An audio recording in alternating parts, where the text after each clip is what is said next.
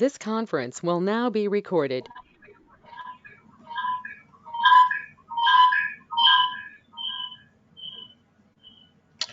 Bismillahirrahmanirrahim. Very good afternoon. Assalamu alaikum everyone.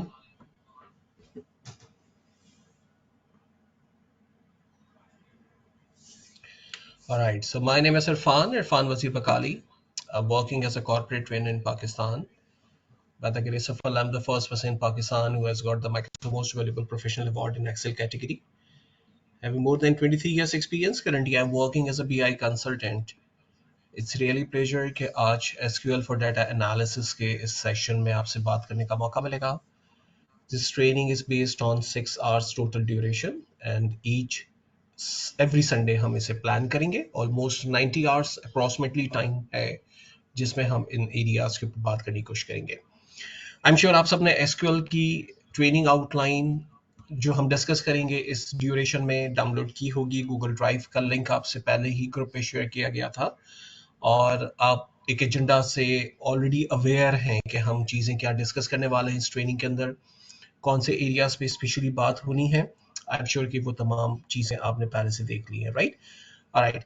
सो बहुत ज्यादा time waste ना करते हुए दो तीन इंपॉर्टेंट पॉइंट्स पे क्विकली बात करते हैं, देन आगे मूव ऑन करते हैं. एक्चुअल में एसक्यूएल फॉर डाटा एनालिसिस ये एक सीरीज ऑफ ट्रेनिंग प्रोग्राम है जिसमें फर्स्ट फेज में हमने पावर बीआई को एक्सप्लोर किया था. सेकंड सेशन में हमने SQL I am sorry Excel for data analysis को डिस्कस किया था.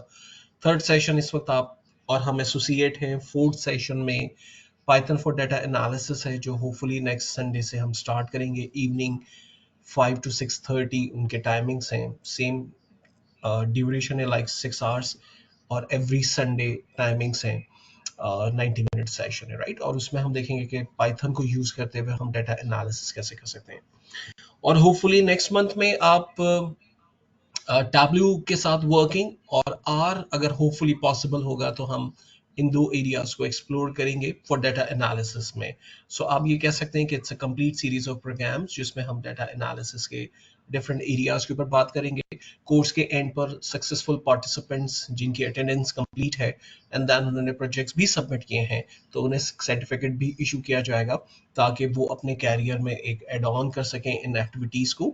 और फ्यूचर में अगर आप किसी कंपनी में एसोसिएट होना चाहते हैं बीइंग अ डाटा एनालिस्ट तो ये सर्टिफिकेट्स और ये नॉलेज डेफिनेटली आपको हेल्प कर सकती है.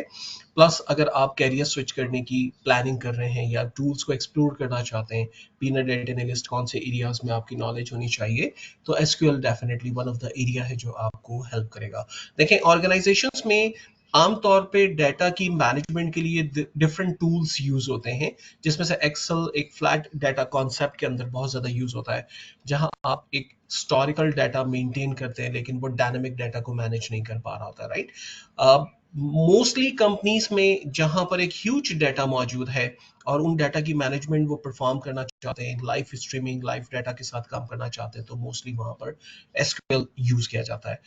हम इस ट्रेनिंग को बहुत ही बेसिक से लेके चलेंगे ताकि वो तमाम ऑडियंस जो कि एक्चुअल में एसक्यूएल को आज फर्स्ट टाइम एक्सप्लोर कर रही है तो उन्हें भी इसकी नॉलेज हो सके. कुछ पार्टिसिपेंट्स के लिए डेफिनेटली कुछ पॉइंट्स ब्रश अप होंगे अगर उन्हें ऑलरेडी एसक्यूएल के बारे में मालूम है.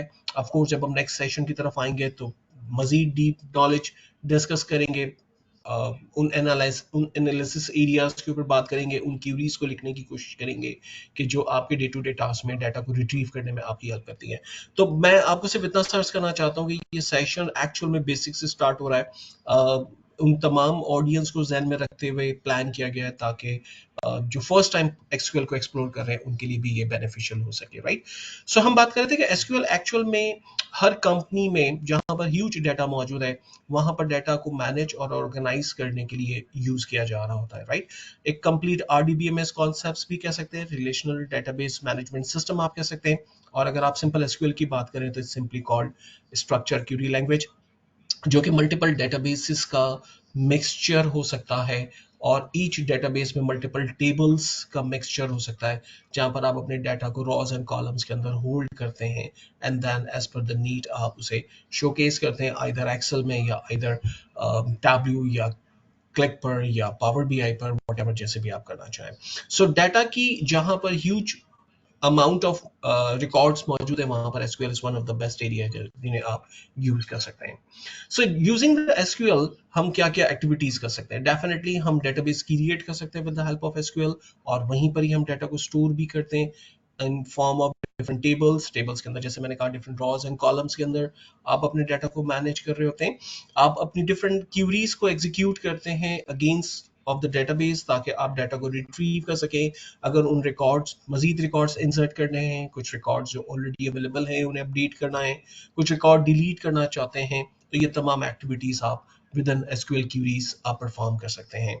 और इसके अलावा आप एसक्यूएल के थ्रू डिफरेंट प्रोसीजर्स क्रिएट करते हैं. ये क्या होते हैं एग्जैक्टली हम थोड़ी देर में उस पर बात करेंगे. आप क्रिएट व्यूज क्रिएट कर सकते हैं, और डेफिनेटली अब कुछ परमिशंस जो आप टेबल्स के अगेंस्ट में अपने यूजर्स को देना चाहते हैं, वो तमाम परमिशंस आप एसक्यूएल क्यूरीज के जरिए क्रिएट कर सकते हैं.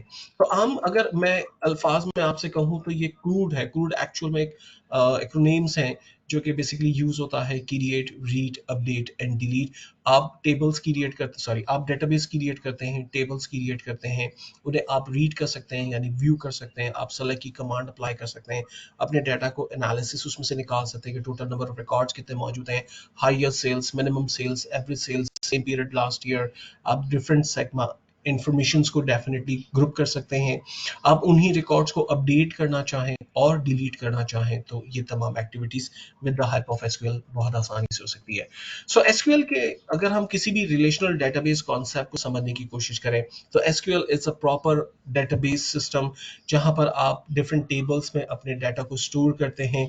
इन टेबल्स की डिजाइनिंग में ऑफ कोर्स कुछ प्री डिफाइंड स्कीमास यूज होते हैं. स्कीमास लाइक डिफरेंट हेडर्स, उन हेडर्स के नेम, उनकी डाटा टाइप और उनकी जो भी बिहेवियर्स हैं, उनके जो कंट्रोल्स हैं, लाइक वो प्राइमरी फील्ड है, वो लाइक मान के चल सकते हैं एक फॉरेन की हो सकती हैं, या वो सिंपल कॉलम के तौर पर कंसिडर्स होंगी जिसमें डिफरेंट डाटा टाइप्स के थ्रू डाटा को स्टोर किया जाएगा. तो इसके ऊपर थोड़ी सी आगे चलेंगे तो बात करेंगे. आप ह्यूज डाटा को मैनेज कर सकते हैं एसक्यूएल के अंदर, और मोस्टली जो एसक्यूएल के लिए यूज हो सकती है वो माई सीक्वल या माई एसक्यूएल सर्वर्स. ये एक मोस्ट इस वक्त डिमांडिंग फील्ड्स या टूल्स हैं मार्केट के अंदर जहां पर डाटा मैनेज हो रहा होता है. इसके अगेंस्ट में नॉन रिलेशनल डेटाबेसेस कॉन्सेप्ट्स मिल रहे होते हैं जिसमें अगेन आपका नो एसक्यूएल डेटाबेस कॉन्सेप्ट्स होते हैं. कोई एक प्रॉपर आर्किटेक्चर, कोई स्ट्रक्चर वहां पर आपको नहीं मिल रहा होता है. डायनामिक स्कीमास आपके पास अवेलेबल्स होते हैं. डाटा को आप स्टोर करते हैं based on the document, paragraph और आइदर किसी भी सिचुएशंस के अंदर. और ये इजीली मैनेज हो सकता है एक ह्यूज डेटाबेस को होल्ड करने के लिए. और इसमें बहुत ज़्यादा जो फेमस डेटाबेसेस हैं उसमें मोंगोडीबी एंड देन कुछ एक्स्ट्रा डेटाबेसेस हैं जिसे आप यूज़ कर सकते हैं. तो हमारा जो इस वक्त एजेंडा है वो बड़ा सिंपल है कि हम एसक्यूएल डेटाबेस जो माइक्रोसॉफ्ट की एक्चुअल प्रोडक्ट है उसके ऊपर वर्किंग करने जा रहे हैं. एसक्यूएल डेटाबेस को अगर आप इंस्टॉल करना चाहते हैं तो इसके लिए एक मैनुअल डॉक्यूमेंट आपके साथ ऑलरेडी शेयर किया गया था. आई एम श्योर आपने उसे डाउनलोड किया होगा. अगर आप उसे डाउनलोड नहीं भी करना चाहते हैं तो बहुत सारी वेबसाइट्स अवेलेबल हैं जहां पर आप इन एक्सरसाइजेस की प्रैक्टिस कर सकते हैं, लाइक एसक्यूएल की प्रैक्टिस कर सकते हैं. मैं थोड़ा सा क्विकली बीच में ही आ जाता हूं. तो एक मुझे वेबसाइट बहुत अच्छे से याद है, W3 School. आप इस वेबसाइट पे विजिट कर सकते हैं. इससे बेनिफिट ये होगा कि आपको एसक्यूएल इंस्टॉल करने की जरूरत नहीं होगी, और आप ऑनलाइन क्यूरीज जो भी हम यहाँ पर टाइप कर रहे हैं एग्जैक्टली उन क्यूरीज को परफॉर्म कर सकते हैं. और इवन आप उनकी प्रैक्टिस करना चाहें, आप डीप नॉलेज लेना चाहें तो वो आप ले सकते हैं. तो अगेन आप w3schools.com पर आने के बाद एक्सरसाइजेस के सेक्शंस में एसक्यूएल के सेक्शंस में आएंगे, और यहाँ पर आपके पास सीक्वेंस में सारी चीजें दी हुई है. सो लेट्स एग्जांपल अगर मैं होम से स्टार्ट करता हूँ एसक्यूएल की, तो यहाँ पर तमाम एग्जांपल्स दी हुई, स्टार्ट विद एसक्यूएल नाउ. और आप ईच चैप्टर की तरफ जाएंगे तो एग्जैक्टली उनकी डेटाबेसेस यहाँ पर आपके पास मौजूद है, और आप किस तरह से वो टेबल या कमांड या क्यूरी एग्जैक्टली टाइप करेंगे जिससे आपके पास आउटपुट पॉपुलेट होगा. तो क्यूरीज यहाँ पर ऑलरेडी मेंशन है जो कि एग्जैक्टली परफॉर्म आप कर सकते हैं. तो इससे आपको प्लस पॉइंट ये मिल रहा है कि इंस्टॉलेशन नहीं करनी है सीक्वल सर्वर की, और एसएसएमएस की, सीक्वल सर्वर मैनेजमेंट स्टूडियो की इंस्टॉलेशन करने की जरूरत नहीं है, और आप ऑनलाइन सर्विसेज को यूज करते हुए डेफिनेटली प्रैक्टिस कर सकते हैं तमाम चीज़ों को.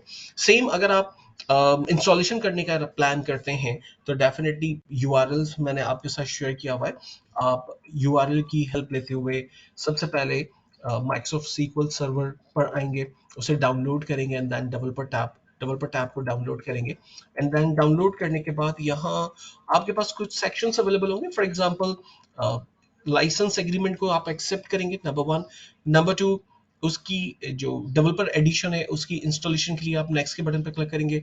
बेसिक इंस्टॉलेशन आपने परफॉर्म करनी है एंड देन वंस जब आप बेसिक पे क्लिक करके इंस्टॉल के बटन पे क्लिक करेंगे, एग्जैक्टली वो कंप्लीट इंस्टॉलेशन आपके पास जो है वो डिफरेंट जो भी पाथ आपने डिफाइन किया है वहां पर इंस्टॉलेशन कंप्लीट होगी। वंस इंस्टॉलेशन कंप्लीट हो जाएगी सीक्वल सर्वर की, देन उसके बाद आप एसएसएमएस इंस्टॉल करेंगे, सीक्वल सर्वर मैनेजमेंट स्टूडियो, जिसके लिए ऑलरेडी आप देखें बॉटम पे जो लास्ट विंडो है डेवलपर एडिशन में थर्ड आइकॉन पे हमारे पास ऑलरेडी दिया हुआ है इंस्टॉल एसएसएमएस। आप इस पे क्लिक कर सकते हैं और वंस जब आप इस पे क्लिक करेंगे तो एग्जैक्टली आप गूगल ड्राइव, गूगल की हेल्प से लाइक माइक्रोसॉफ्ट एसक्यूएल की तरफ आएंगे, download SQL server management studio. URL already मैं आपको ये प्रोवाइड कर दूंगा इस पूरी प्रेजेंटेशन के थ्रू।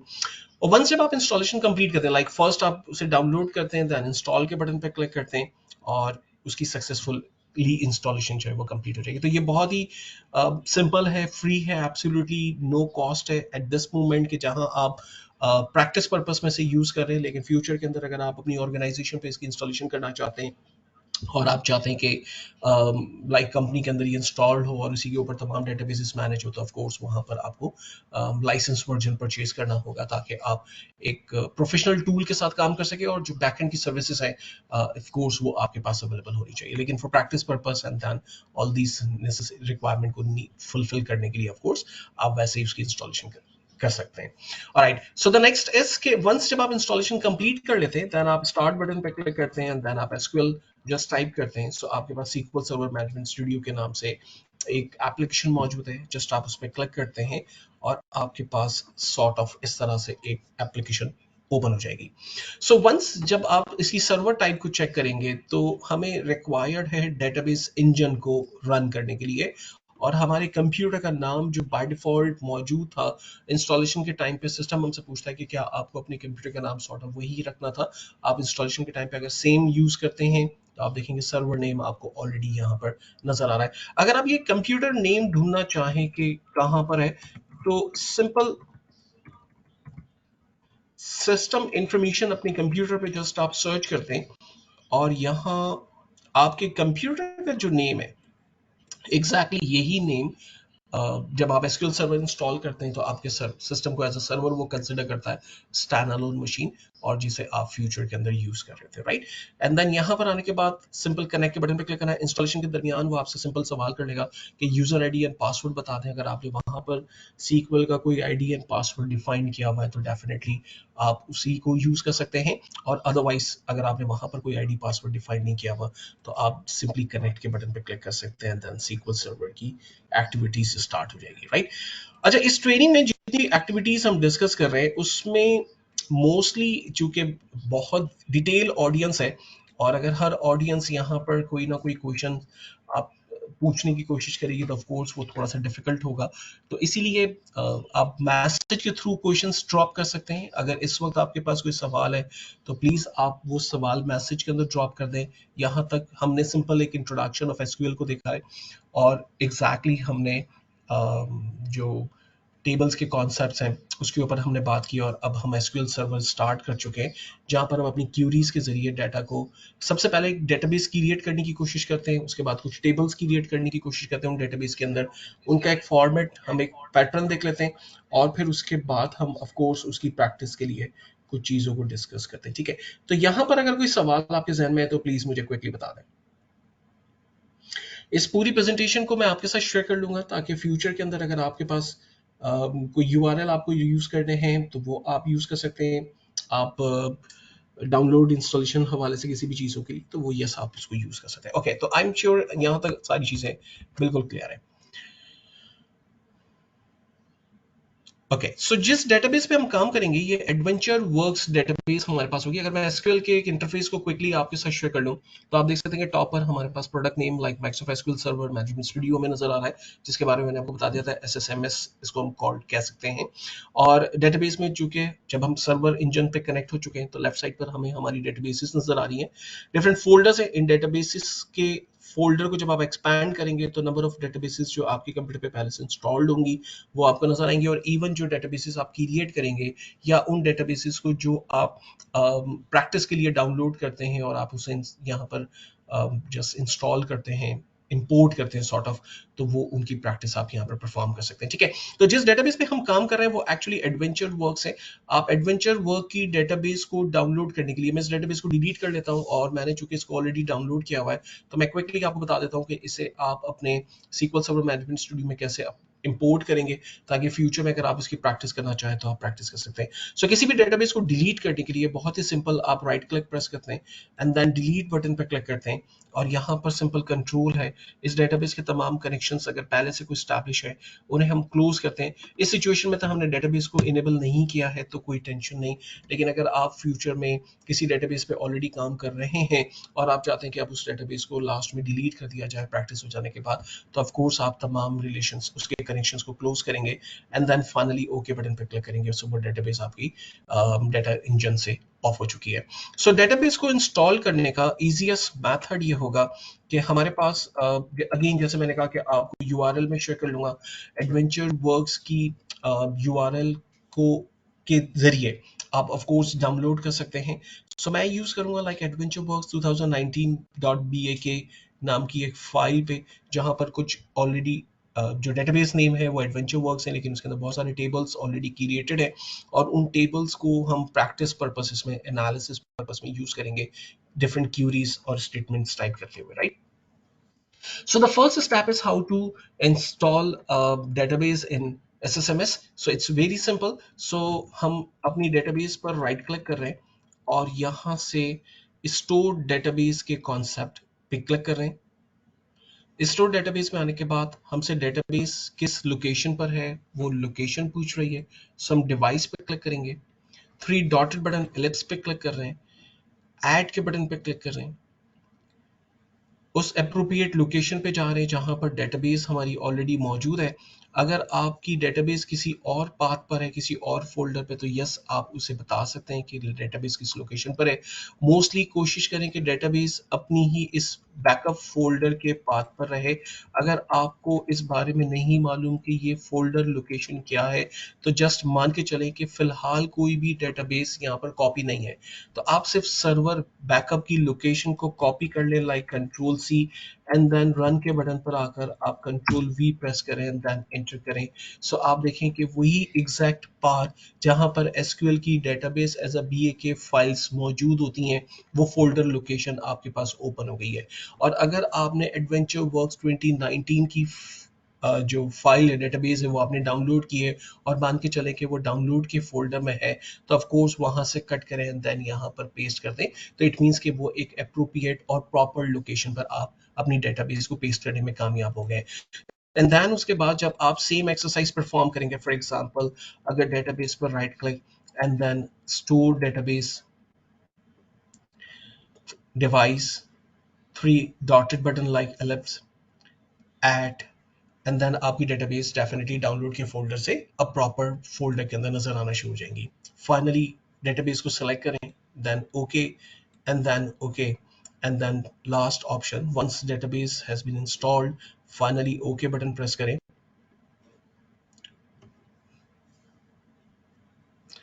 सो डेटाबेस सक्सेसफुली रिस्टोर हो गई। फाइनली ओके प्रेस करते हैं, हमारे पास यहाँ पर एडवेंचर वर्क्स 2019 आप देख सकते हैं प्रॉपर्ली अवेलेबल हो गई है। अब इस डेटाबेस में डिफरेंट टेबल्स होंगे जिन्हें हम फ्यूचर में यूज करेंगे। उन्हें देखने के लिए डेटाबेस के प्लस के आइकॉन पर क्लिक करते हैं, यहाँ पर टेबल्स के सेक्शन को एक्सपैंड करते हैं। सो आप देखिए कि कुछ प्री डिफाइंड टेबल्स जिसमें कुछ डमी डाटा मौजूद है उन्हें ऑफ कोर्स हम as per the need use करेंगे। जैसे जैसे हम आगे बढ़ेंगे तो उसके बारे में बात आपसे करूंगा। इसी तरह से डेटाबेस के कुछ व्यूज अगर हम क्रिएट करना चाहें, व्यूज एक्चुअल में आप कह सकते हैं कि कोई ऐसी टेबल्स हैं कि जिनकी एक्चुअल में सिर्फ व्यू इंफॉर्मेशन है, लाइक आप वहां पर डाटा डिलीट नहीं कर सकते, एक मिरर है सॉर्ट ऑफ आपके पास, राइट, ओरिजिनल टेबल में से, तो आप उन मिरर्स को यूज कर सकते हैं। किसी भी एक्सटर्नल सोर्स से डाटा अगर आपके पास मौजूद है तो वो ले सकते हैं। And the most important area इसके, जब आप किसी भी टेबल को एक्सपैंड करते हैं तो उस टेबल के सेक्शन के अंदर आपके पास कुछ मजीद इंफॉर्मेशन मौजूद होती हैं। सो लेट्स एग्जांपल कि अगर मैं किसी भी एम्प्लॉय की टेबल को रिव्यू करना चाहता हूँ, लाइक मेरे पास फ़ोन नंबर का एक टेबल है, जस्ट मैं उस पे क्लिक कर रहा हूँ, उसमें नंबर ऑफ कॉलम्स कितने अवेलेबल हैं, तो आप उन कॉलम्स को देख सकते हैं। उन कॉलम में कौन-कौन सी प्राइमरी कीज़ हैं एंड देन दूसरे कॉलम्स जिनको कोई भी की असाइन नहीं है, लाइक वो प्राइमरी की नहीं है, वो फॉरेन की नहीं है, तो वो कौन-सी फ़ील्ड्स हैं जो इसमें मौजूद हैं। कौन-सी कीज़ एग्ज़ैक्टली जो आपने प्राइमरी एंड फॉरेन की के लिए यूज़ की हैं, उसको आप समझ सकते हैं। कंस्ट्रेंट की क्रिएट किए गए हैं, उनको आप देख सकते हैं। इंडेक्सेस क्रिएट किए गए हैं, उन्हें आप देख सकते हैं। तो ये सारी डेवलपमेंट पहले हम परफॉर्म करेंगे, लेकिन बीइंग अ डेटा एनालिस्ट जब आप किसी भी कंपनी में सीक्वल की में एज अ एनालिस्ट के तौर पर काम करने की के लिए पोजीशन स्टार्ट करते हैं, तो वहां पर डाटा स्ट्रक्चर क्रिएट करना, डेटाबेस क्रिएट करना, उनके टेबल्स क्रिएट करना, ये आपकी रिस्पॉन्सिबिलिटी नहीं होती है, राइट। इसके लिए टीम एक ऑलरेडी डेडिकेटेड होती है जो एक्चुअल में नीड को एनालिसिस करने के बाद डाटा क्रिएट टेबल्स की डेटाबेस क्रिएट करती हैं, देन उसके टेबल्स क्रिएट करते हैं, देन उन टेबल्स के जो जॉइंट्स उन्होंने बनाने हैं वो तमाम चीज़ें आपको परफॉर्म करके देंगे। फ्रंट हैंड पे वो फॉर्म आपको डेवलप करके दे देते हैं जहाँ से आप डाटा एक्चुअल में एंटर कर रहे होते हैं, और वो डाटा बैक हैंड पे उन डेटाबेस में, उन टेबल्स के अंदर एक्चुअल में स्टोर हो रहा था। तो बीइंग एनालिस्ट एक्चुअल में आपकी आपकी नीड या आपके कोर एजेंडाज के अंदर ये चीज़ें नहीं होती हैं, लेकिन इनको समझने की ज़रूरत इसलिए भी है बीइंग अ बेसिक यूज़र कि अगर हमें आर्किटेक्चर ऑफ एसक्यूएल का नहीं पता, हमें हमारे टेबल्स के बारे में नहीं पता, उनमें प्राइमरी की और फॉरेन की के कॉन्सेप्ट्स क्या हैं, व्यूज़ कैसे डेवलप होते हैं, प्रोसीजर्स कैसे क्रिएट होते हैं,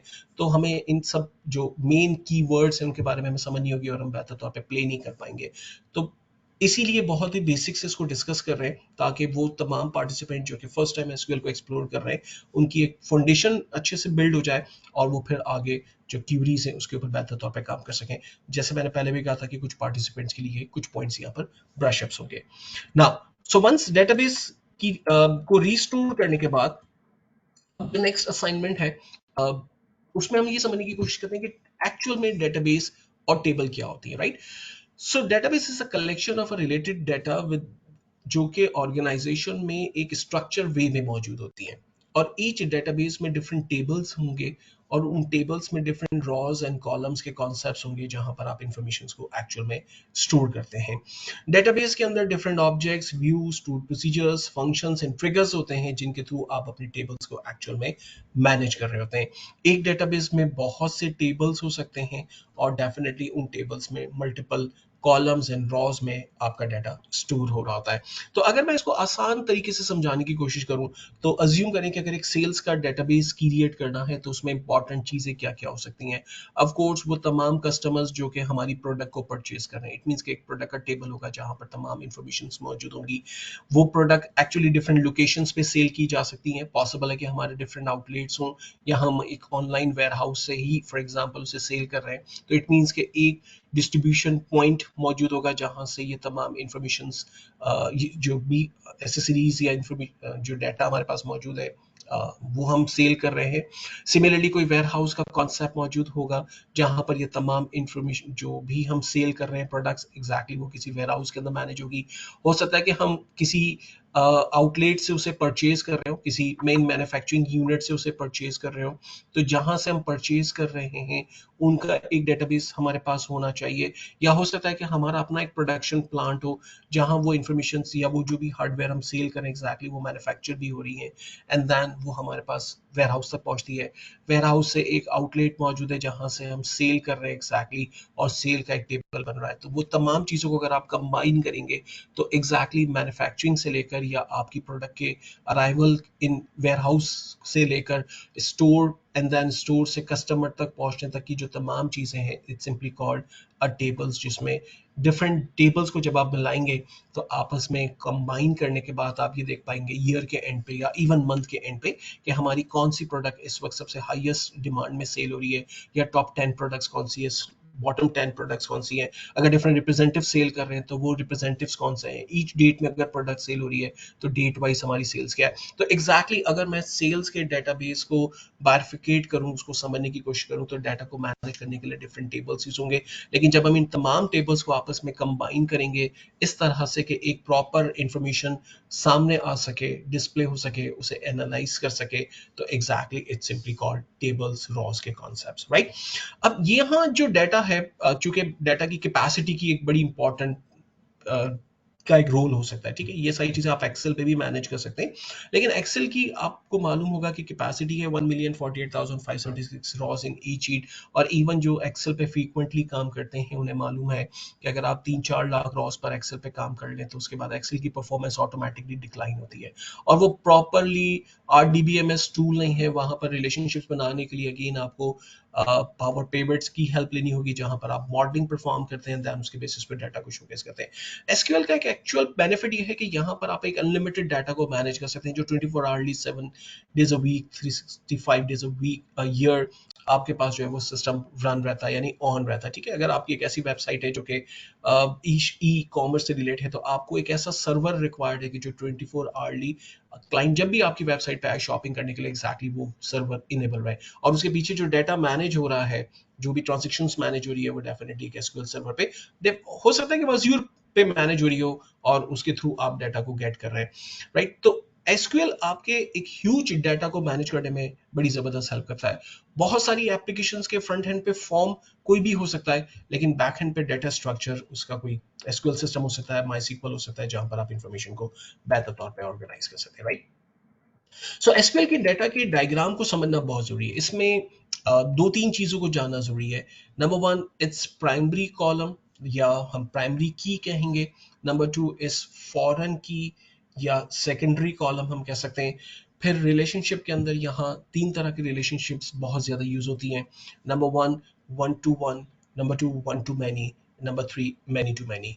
तो आपके आरडीबी बेस जो आप डेटाबेस क्रिएट करेंगे, उनके तमाम टेबल्स, उनकी तमाम फील्ड्स के आपस में कॉम्बिनेशंस, ज्वाइंट्स, रिलेशनशिप्स, ये बड़े मैटर करेंगे, जिसके बेसिस पर आप डाटा को गेट कर पाएंगे। और हम अभी थोड़ी देर में जैसे ही आगे बढ़ेंगे तो डेटाबेस स्ट्रक्चर क्रिएट करें और कॉन्सेप्ट देखेंगे, और ये सारी चीजें सॉर्ट ऑफ हमारी प्रैक्टिस में हमारे सामने आ जाएगी।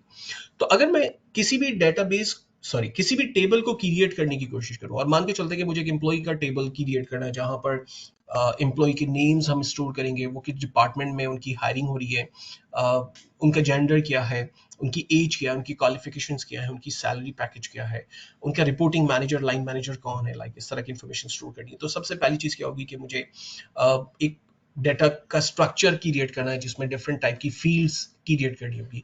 हर एम्प्लॉय को एक यूनिक आईडी असाइन होगा, तो इट मींस के एक कॉलम लाइक आईडी नेम का असाइन करेंगे, जिसकी डाटा टाइप को हम नंबर रखेंगे, बिकॉज के नंबर यूनिक वैल्यू के तौर पर कंसिडर हो सकता है।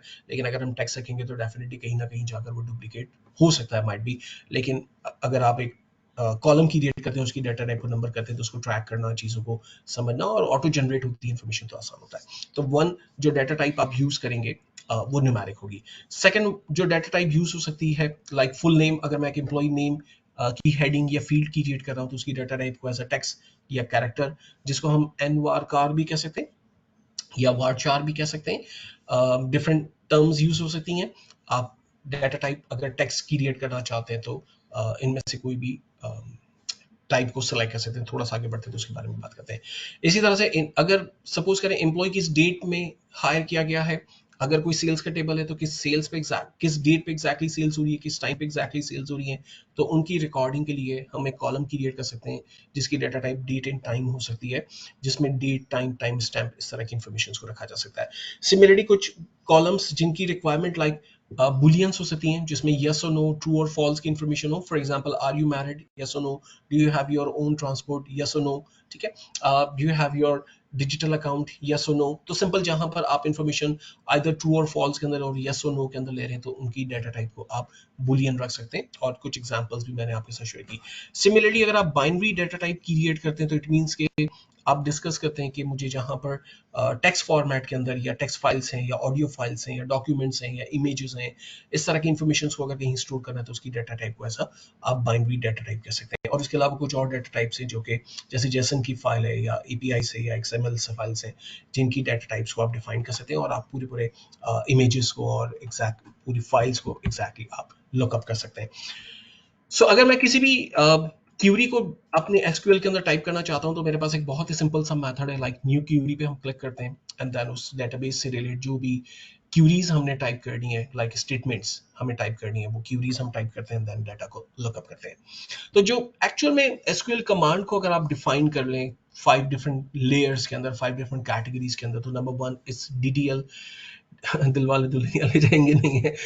Data definition language, the first parent header is data definition language, और उस हेडर के अंदर आपकी चार बड़ी इंपॉर्टेंट जो फील्ड्स हैं वो यूज हम करते हैं। नंबर वन इज क्रिएट, किसी भी डेटाबेस को क्रिएट करना, टेबल को क्रिएट करना, व्यू को क्रिएट करना, राइट।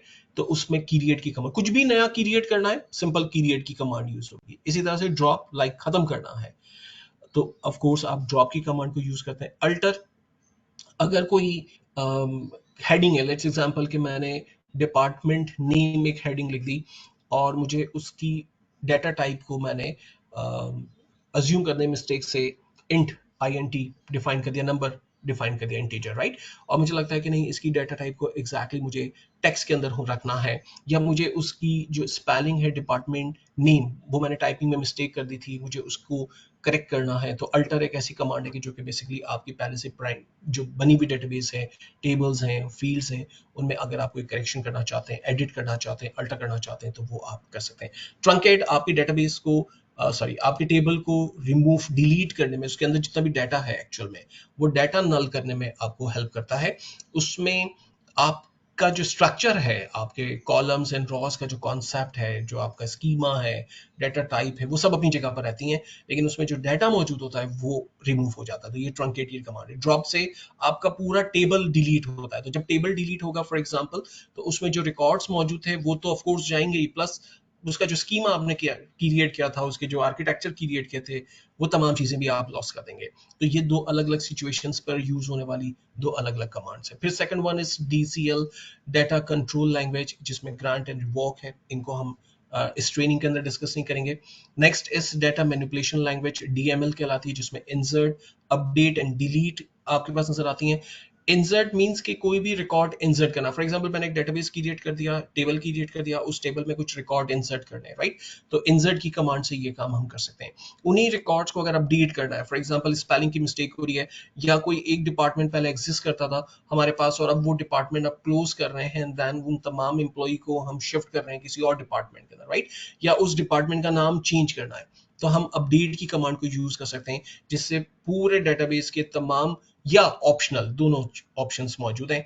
अगर आप सिचुएशन पे कहते हैं कि भाई मुझे सिर्फ सेल्स के लोगों को शिफ्ट करना है, उनके स्पेलिंग्स को करेक्ट करना है, फॉर एग्जांपल एक नया नाम होगा कुछ और या तो जो भी जेंडर की स्पेलिंग लाइक M में आ रही है, तो उसको आप मेल कर दें समथिंग कुछ, तो आप अपडेट कर सकते हैं अपने तमाम रिकॉर्ड को। सिमिलरली अगर आपको अपने रिकॉर्ड्स डिलीट करने हैं, किसी स्पेशली बताते हैं कि मुझे फला एक रिकॉर्ड है, रॉ नंबर फला डिलीट करनी है, राइट, रॉ नंबर 1 या रॉ नंबर 2 या रॉ नंबर 3, आईडी फला अगर मिल जाए तो उस रिकॉर्ड को डिलीट कर दें, फला लोकेशन मिल जाए तो उस रॉ को डिलीट कर दें, तो आप डिलीट की कमांड को यूज कर रहे होते हैं।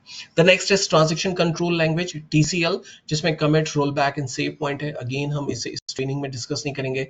And the last is data Curie language, DQL, जिसमें सेलेक्ट की कमांड हम सबसे ज्यादा यूज करेंगे, जिसके बेसिस पर हम अपने डाटा को एक्चुअल में लुकअप करेंगे। तो ये हमारे पास कुछ 8 कीज हैं जिनको हम यूज करेंगे अपनी ट्रेनिंग के अंदर, इस 4 डेज की ट्रेनिंग के अंदर, और समझने की कोशिश करेंगे कि इन्हें यूज करते हुए आप अपने डाटा को कैसे गेट कर सकते हैं और उस पर एनालिसिस कैसे निकाल सकते हैं। द नेक्स्ट इज प्राइमरी की एंड फॉरेन की इन एसक्यूएल। ये बहुत इंपॉर्टेंट है, इसको जानना बहुत जरूरी है। अगर आप एक्सेल के बैकग्राउंड से बिलोंग करते हैं, ठीक है, तो आपको मालूम होगा कि एक्सेल में एक फॉर्मूला वी लुकअप हम यूज करते हैं किसी भी की के बेसिस पर। फॉर एग्जांपल मान के चलें कि आपके पास कस्टमर आईडीज मौजूद हैं एक डेटाबेस में, और दूसरी डेटाबेस में उन्हीं कस्टमर आईडी के नेम और एड्रेसेस लिखे हुए हैं, राइट।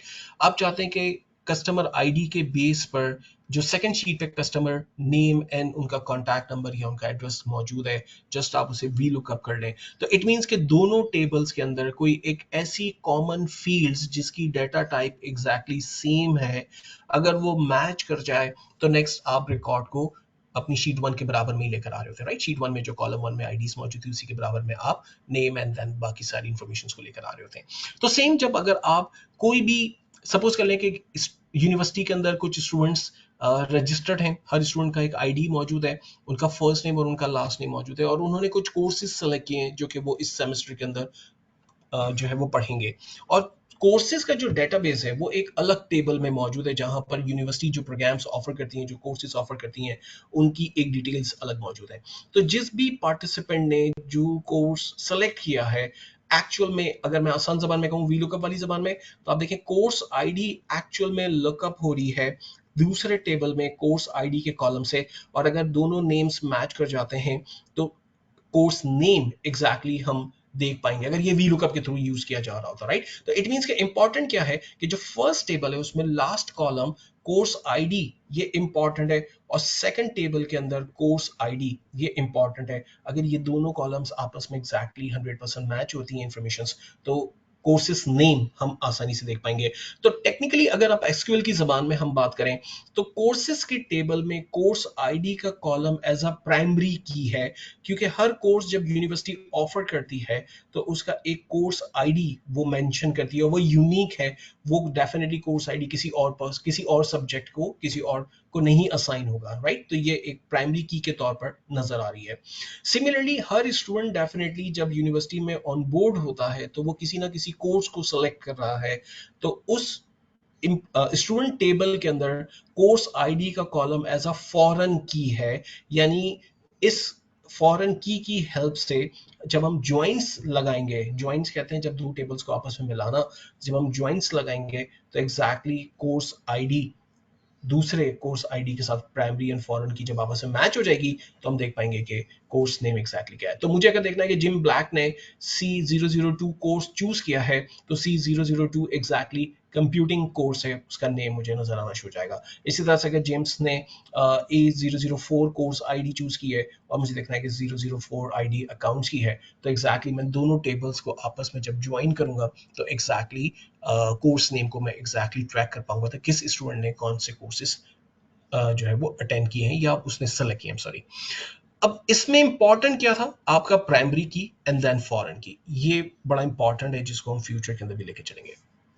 तो अब अगर मैं टेबल क्रिएट करना और उसकी प्रैक्टिस को, जो भी हमने डिस्कशन किया लास्ट, अगर हम उसकी प्रैक्टिस करने की तरफ आ जाएं कि ये कैसे प्राइमरी की क्रिएट होंगी, फॉरेन की कैसे क्रिएट होंगी, टेबल्स कैसे क्रिएट होंगे, डेटाबेस कैसे क्रिएट होंगी, मल्टीपल टेबल्स कैसे क्रिएट होंगे, तो इनके ऊपर थोड़ी सी वर्किंग करके देखते हैं। अच्छा, मैं ये जब लास्ट में आपको प्रेजेंटेशन शेयर कर लूंगा तो इस प्रेजेंटेशन में आपको तमाम चीजें दी हुई है, जैसे डेटाबेस का नाम अगर ग्राफिकली आप देख चेंज करना चाहें या आप कोड के थ्रू चेंज करना चाहें तो ये कैसे पॉसिबल होगा। सिमिलरली अगर आप डेटाबेस को डिलीट करना चाहें, और अगर आप किसी भी टेबल को, सॉरी डेटाबेस को नहीं, टेबल को डिलीट करना चाहें तो आप कैसे डिलीट कर सकते हैं टेबल को और डेटाबेस दोनों को, राइट। और ड्रॉप की के जरिए, यानी जो एसक्यूएल की क्यूरी है उसके थ्रू आप कैसे परफॉर्म कर सकते हैं। सिमिलरली अगर आप टेबल क्रिएट करना चाहें, तो मैं आपको बताना ये चाह रहा हूँ कि ये जो प्रेजेंटेशन मैं आपके साथ शेयर करूंगा, इस प्रेजेंटेशन में आपको आज के सेशन में डिस्कस होने वाले तमाम पॉइंट्स के बारे में स्लाइड बाय स्लाइड यहाँ पर इंफॉर्मेशन दी हुई है, जो सेशन के एंड पर मैं वन ड्राइव, जो ऑलरेडी गूगल ड्राइव का फोल्डर है, वहीं पर ही से मैं शेयर कर लूंगा, आप वहां से डाउनलोड कर सकते हैं और इनकी प्रैक्टिस कर सकते हैं। प्रैक्टिस के लिए मैंने आपको बता दिया था कि हम एडवेंचर वर्क्स की डेटाबेस पर एग्जैक्टली काम करेंगे एंड देन उस पर जो भी प्रैक्टिस है वो हम परफॉर्म करेंगे। अगर आप एडवेंचर वर्क्स डाउनलोड करना या सीक्वल सर्वर इंस्टॉलेशन और मैनेजमेंट सर्वर की इंस्टॉलेशन नहीं करना चाहते, तो यस आप जो है वो W3 स्कूल के थ्रू भी ये सारी एक्टिविटीज को परफॉर्म कर सकते हैं, राइट। तो यहाँ तक पहुंचने के बाद अगर कोई सवाल आपके जहन में है तो प्लीज बता सकते हैं, अदरवाइज फिर हम थोड़ा सा नेक्स्ट लेवल चलना शुरू करें।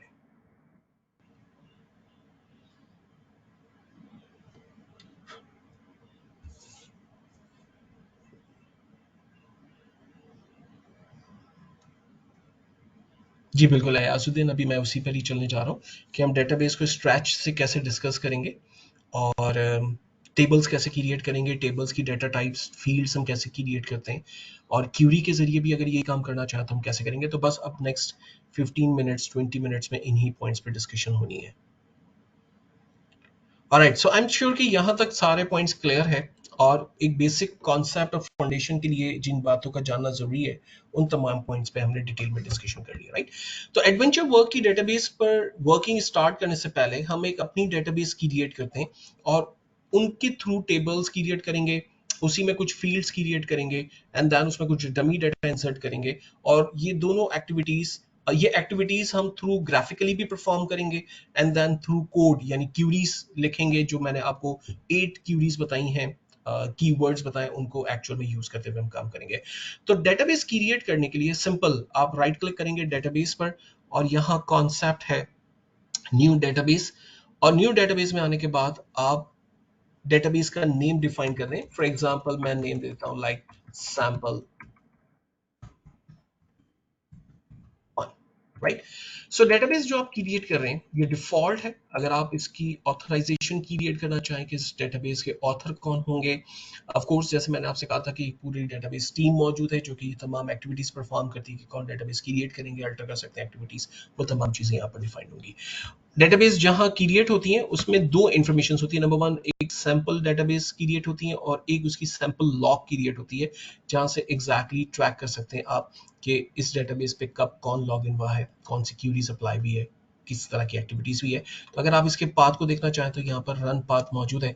अगर आप इसके एलिप्स बटन पे क्लिक करेंगे तो एग्जैक्टली वो पाथ आपको यहाँ पर डिफाइन करेगा कि जहां पर आपकी डेटाबेस इस वक्त क्रिएट होने जा रही है। सो फिलहाल तो ये तमाम चीजें बिल्कुल ऑर्गेनाइज है, और हम सिंपल ओके के बटन पर क्लिक करते हैं और हमारे पास लेफ्ट साइड पर एक सैंपल वन करके डेटाबेस क्रिएट हो गई है, राइट। इस डेटाबेस को अगर मैं एक्सपैंड करता हूँ लाइक प्लस के बटन पे और इसके टेबल्स को एक्सपैंड करता हूँ, तो फिलहाल इस डेटाबेस में कोई भी टेबल नहीं क्रिएटेड है। ऑफ कोर्स वो हमें क्रिएट करने हैं, ना ही कोई व्यूज यहाँ पर क्रिएट किए गए हैं, ना ही यहाँ कोई टेबल्स के अंदर कोई फील्ड्स या कोई और एक्टिविटीज परफॉर्म की गई है। तो यस ऑफ कोर्स हम थोड़ी देर में जब आगे बढ़ेंगे तो हम कैसे करेंगे सीखेंगे। अच्छा, अगर यही डेटाबेस मुझे एसक्यूएल क्यूरी के थ्रू क्रिएट करनी है, तो हमने क्रिएट नाम की एक की पढ़ी थी वहां पर क्यूरी के लिए, तो वो हम करके देख लेते हैं। सो फॉर एग्जांपल अगर मैं न्यू क्यूरी चूंकि मुझे टाइप करनी है, तो मैं न्यू क्यूरी के सेक्शन पे क्लिक कर लेता हूं और हम एक सिंपल कीवर्ड टाइप करते हैं लाइक क्रिएट और डेटाबेस। चूंकि हम डेटाबेस क्रिएट करने जा रहे हैं, सो मैंने टाइप किया लाइक डेटाबेस और database name like sample2, and then select all, control A, and then keyboard से F5 बटन प्रेस कर रहे हैं,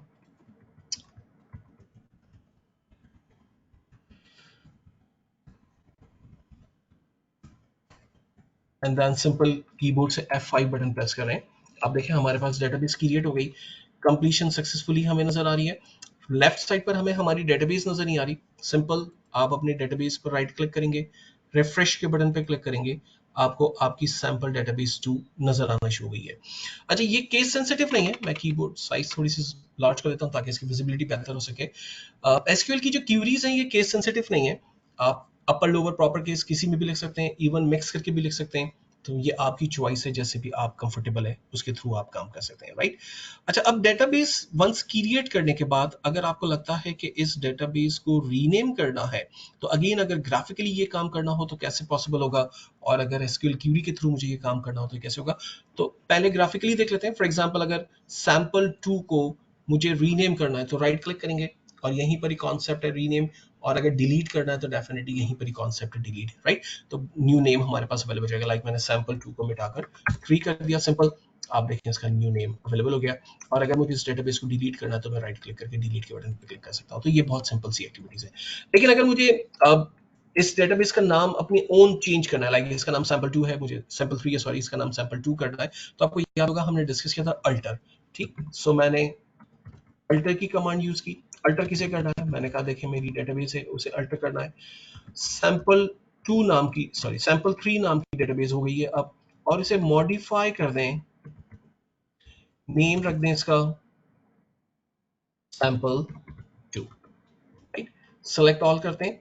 हमेशा याद रखिएगा अपनी क्यूरी को सिलेक्ट करने के बाद कीबोर्ड से F5 बटन प्रेस कर सकते हैं, या यहाँ पर एग्जीक्यूट का कंट्रोल दिया हुआ है, जस्ट आप इस पर क्लिक कर सकते हैं, आपकी क्यूरी जो है वो एग्जीक्यूट हो जाएगी। सैंपल 2 की जगह इसका नाम like modified name, okay, modified name में स्पेस नहीं है, इक्वल्स, एंड देन डेटाबेस को क्यूरी को सेलेक्ट करने के बाद कीबोर्ड से F5 बटन प्रेस करते हैं। आप देखें नई डेटाबेस सैंपल 4 के नाम से अवेलेबल है। राइट क्लिक करते हैं, रिफ्रेश करते हैं, यहाँ पर सैंपल 4 के नाम से हम एक नई डेटाबेस अवेलेबल होगी, राइट। डिलीट करने के लिए मैंने आपको बता दिया था, आप राइट क्लिक करेंगे, डेटाबेस को डिलीट करेंगे, और अगर वैसे ही आप क्यूरी के थ्रू डिलीट करना चाहते हैं तो हमने डिस्कस किया था ड्रॉप नाम की है, ड्रॉप सिंपल जो डेटाबेस है हमारी, और डेटाबेस है सैंपल 4।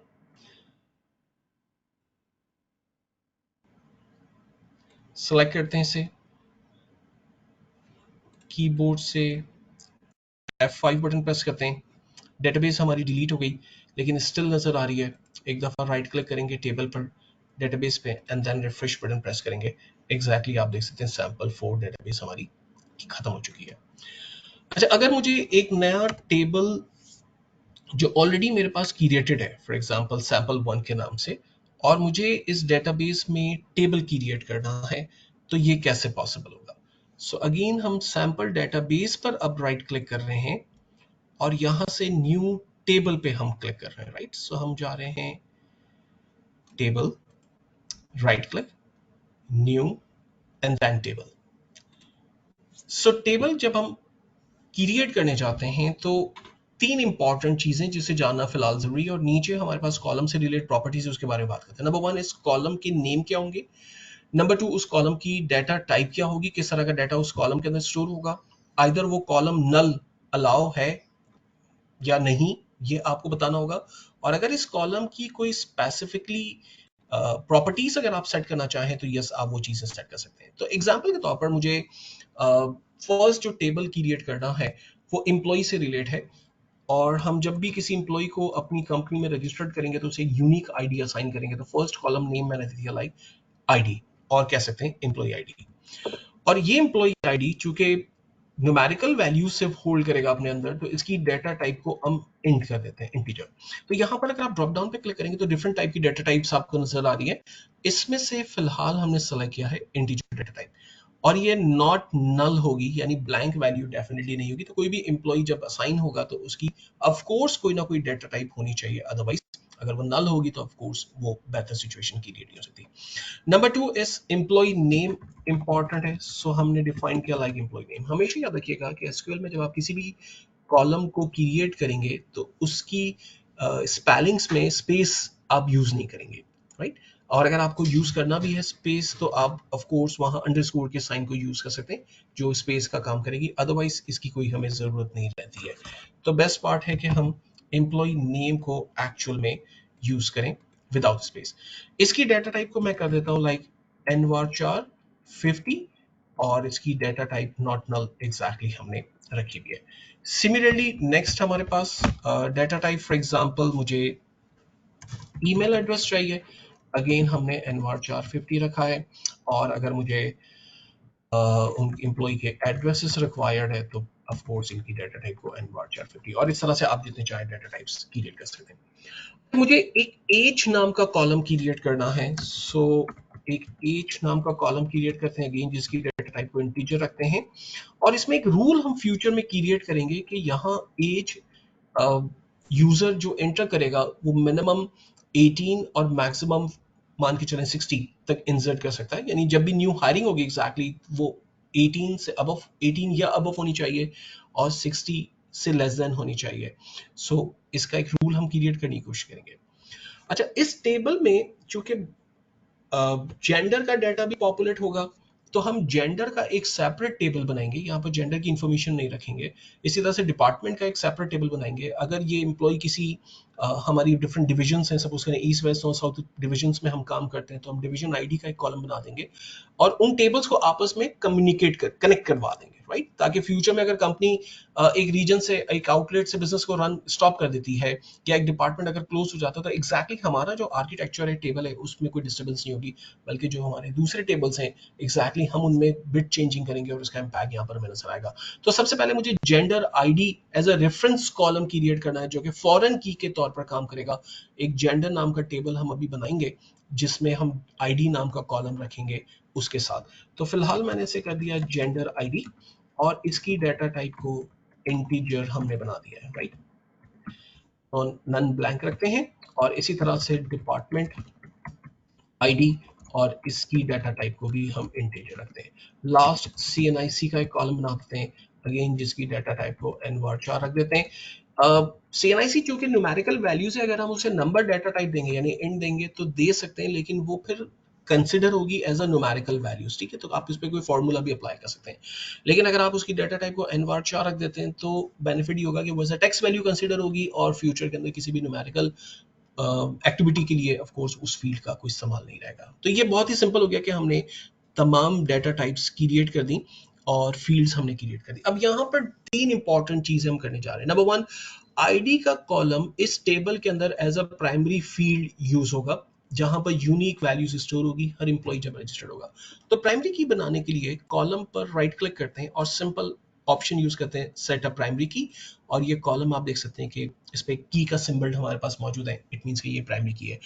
एक टेबल में एक से ज्यादा प्राइमरी कीज और फॉरेन कीज हो सकती हैं। हमारा जो कि स्ट्रक्चर है वो बहुत ही सिंपल है और इसीलिए हमने इस टेबल में एक ही प्राइमरी की फिलहाल डेवलप की है। जबकि जेंडर आईडी और डिपार्टमेंट आईडी ये एज अ फॉरेन की के तौर पर यूज होगी। तो अगर हमें जेंडर को एज अ फॉरेन की क्रिएट करना है तो बहुत सिंपल, जेंडर के कॉलम पर हम राइट क्लिक करेंगे और यहां से रिलेशनशिप के सेक्शन में चले जाएंगे, ठीक है। ओके, सो हम चले जाते हैं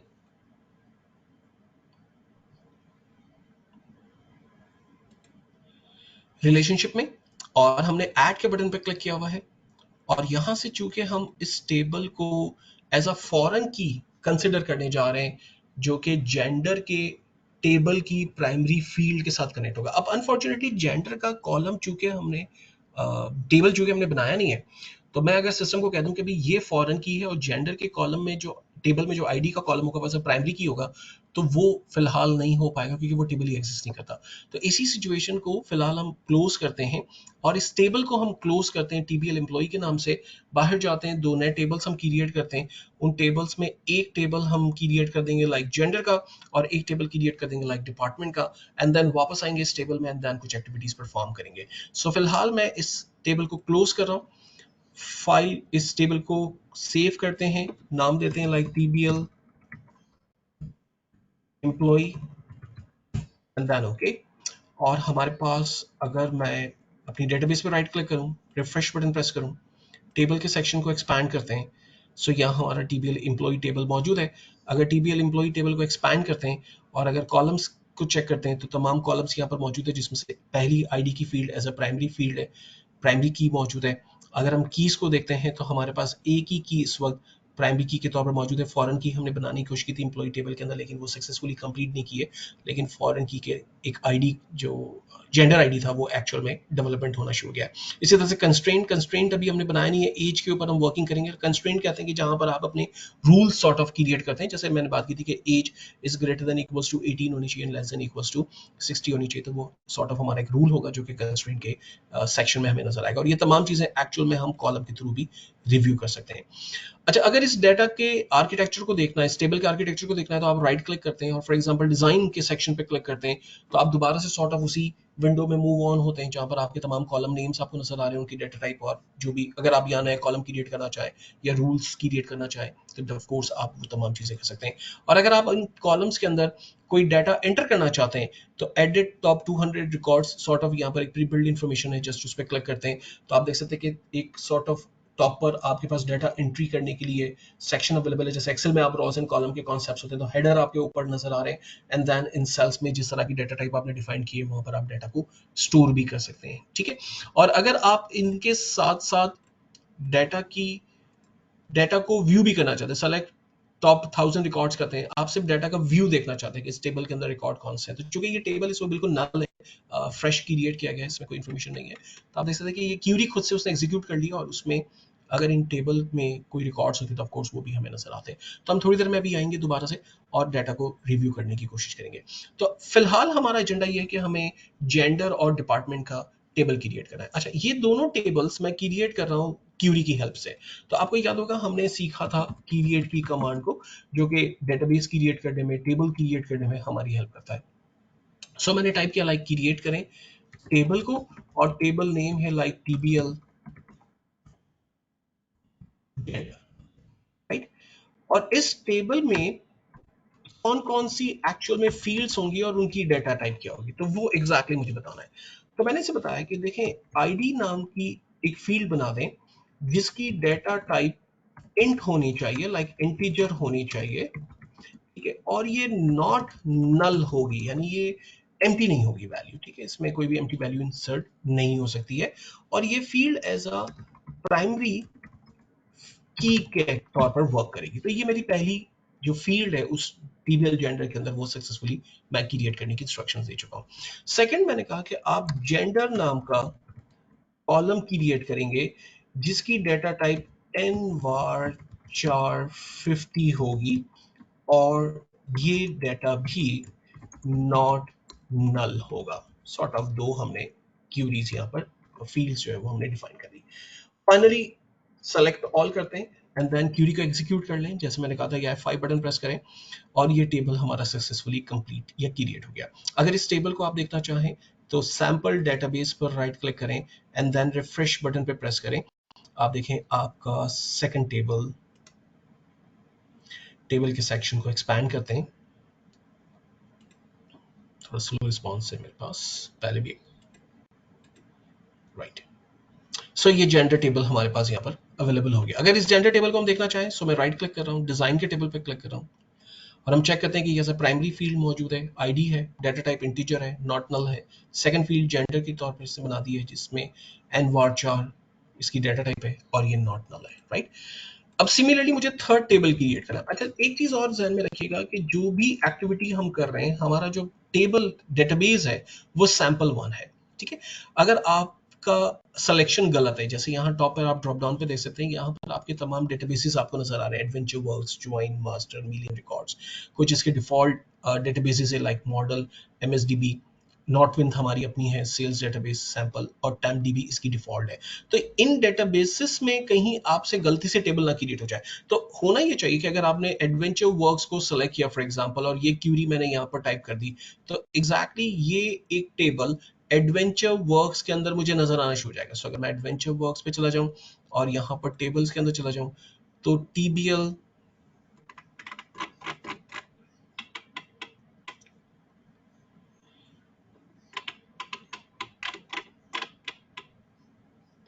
PQRS एंड देन यहाँ मुझे ये टेबल नजर आना चाहिए। ओके, सो ये नजर नहीं आ रहा क्योंकि मैंने रिफ्रेश नहीं किया था, सॉरी।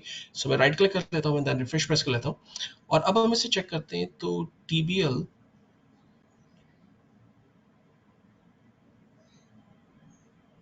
जेंडर, क्या ये प्रोटेक्टेड टेबल है? एडवेंचर वर्क्स 2019,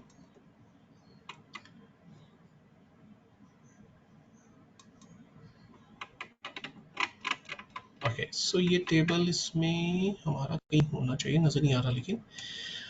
सो आपने ख्याल ये रखना है कि आप जो भी टेबल क्रिएट करेंगे उसमें आपकी डेटाबेस प्रॉपर सिलेक्शन होनी चाहिए, ठीक है। सो लेट्स एग्जांपल हम यूज कर रहे हैं सैंपल टेबल पे और मैं क्रिएट करने जा रहा हूँ टीबीएल डिपार्टमेंट में। सो एक नया टेबल क्रिएट कर रहे हैं लाइक टीबीएल डिपार्टमेंट। सो मैंने सेम एक्टिविटी कर ली, पूरे की को ही कॉपी कर लेते हैं, नीचे पेस्ट कर लेते हैं, नाम रख देते हैं लाइक टीबीएल डिपार्टमेंट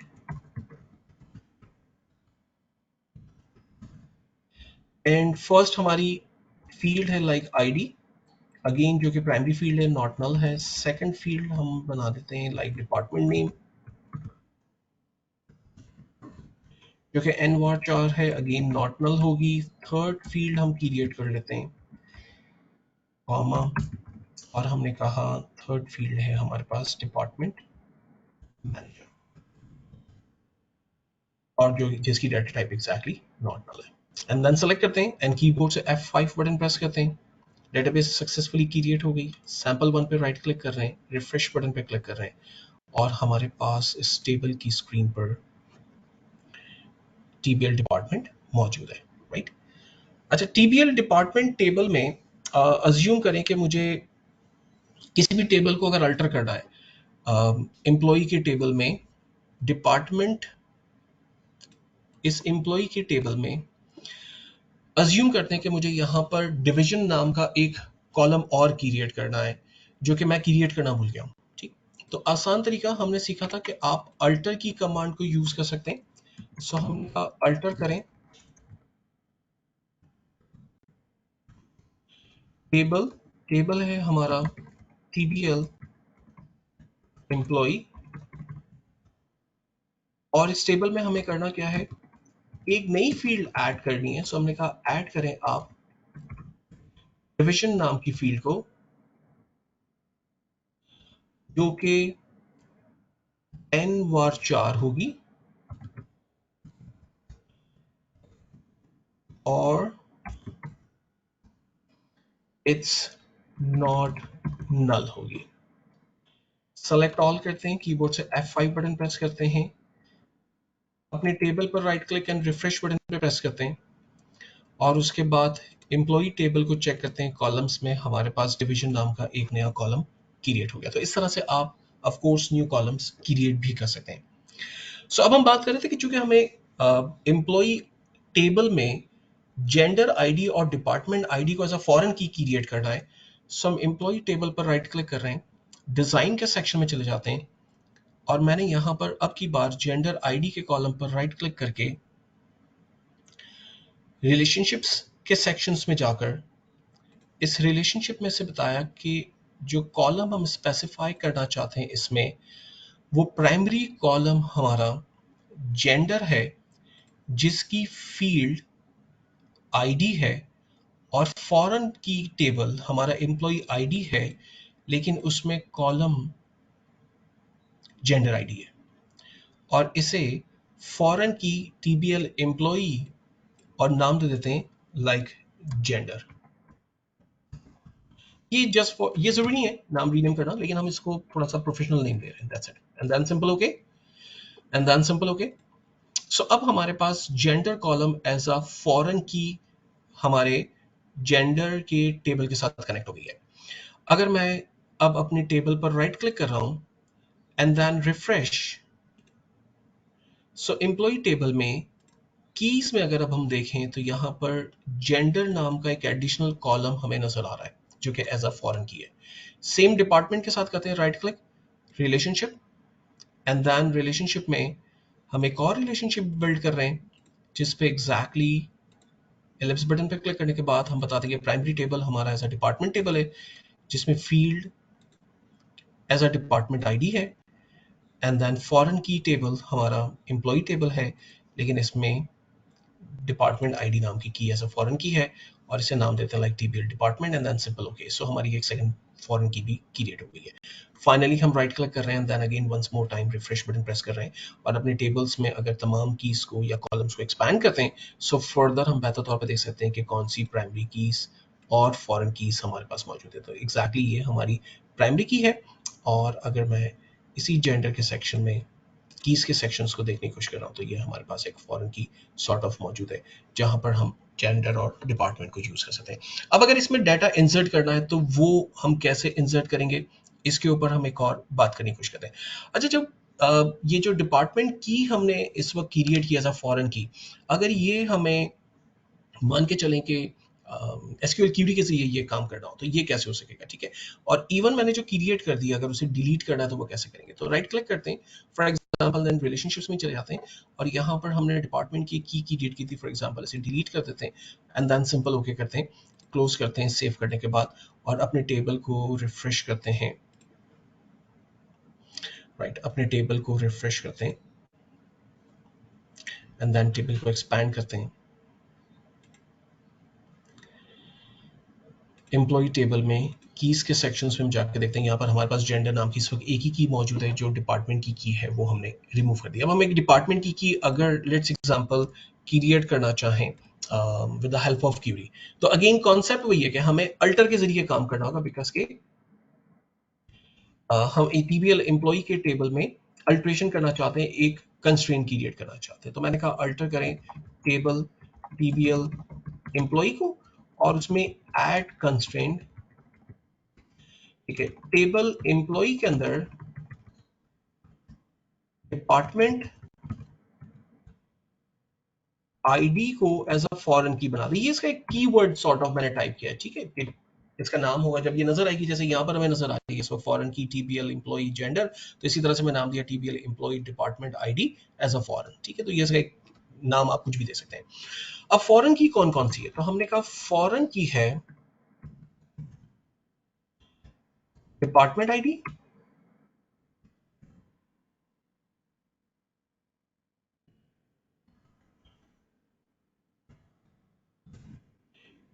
ये डिपार्टमेंट आईडी कहाँ है हमारे? ये डिपार्टमेंट आईडी की फील्ड है एक्चुअली हमारे टीबीएल एम्प्लॉय के अंदर, और इसका रेफरेंस हम क्रिएट कर रहे हैं टीबीएल डिपार्टमेंट में,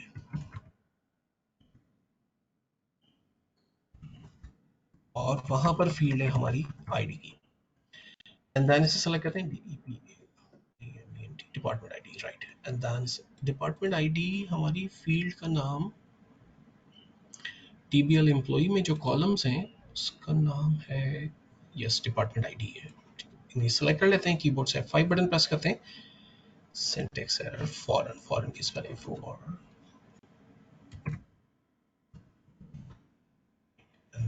करते हैं F5 या 6, oops, still references,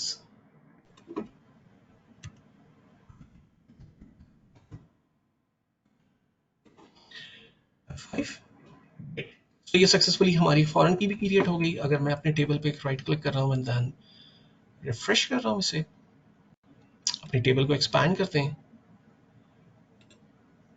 and then constraint में जा रहे हैं,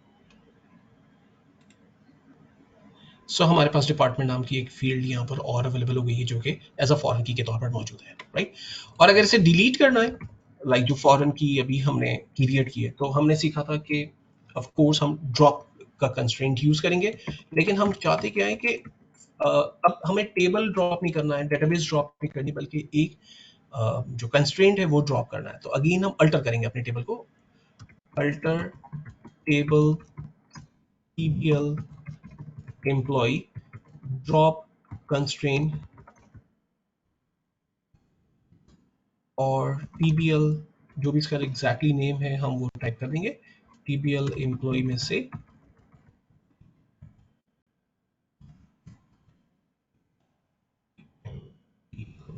एम्प्लॉय में से department ID as a foreign key, same spelling जो यहाँ हमारे पास लिखी हुई है वही हमने यहाँ पे यूज कर ली, एंड देन से सेलेक्ट करते हैं एंड देन कीबोर्ड से F5 बटन प्रेस करते हैं। ओके, सो हमारे पास स्पेलिंग में ही कोई इशू है,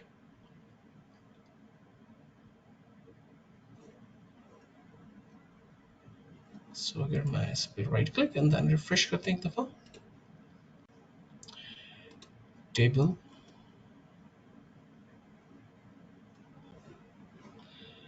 एम्प्लॉय टेबल कंस्ट्रेंट कीज में चल के देखते हैं, सो ये हमारी की है, सो मैंने इसी को रीनेम करके कॉपी कर लिया है और कीबोर्ड से F5 किया, ठीक है। तो मैंने यहीं से स्पेलिंग को कीबोर्ड से F2 बटन प्रेस किया एंड देन कंट्रोल C किया, यही स्पेलिंग एग्जैक्टली यहाँ पर पेस्ट की है, सेलेक्ट ऑल करने के बाद F5 बटन प्रेस किया, सो हमारी वो कंस्ट्रेंट ड्रॉप हो गई है। अब मैं राइट क्लिक कर रहा हूँ, एग्जैक्टली रिफ्रेश बटन प्रेस कर रहा हूँ, सो हमारे पास इस टेबल में वो कंस्ट्रेंट की अब वो डिलीट हो गई है, राइट। तो ऐसा फॉरेन की हमारे पास नहीं है।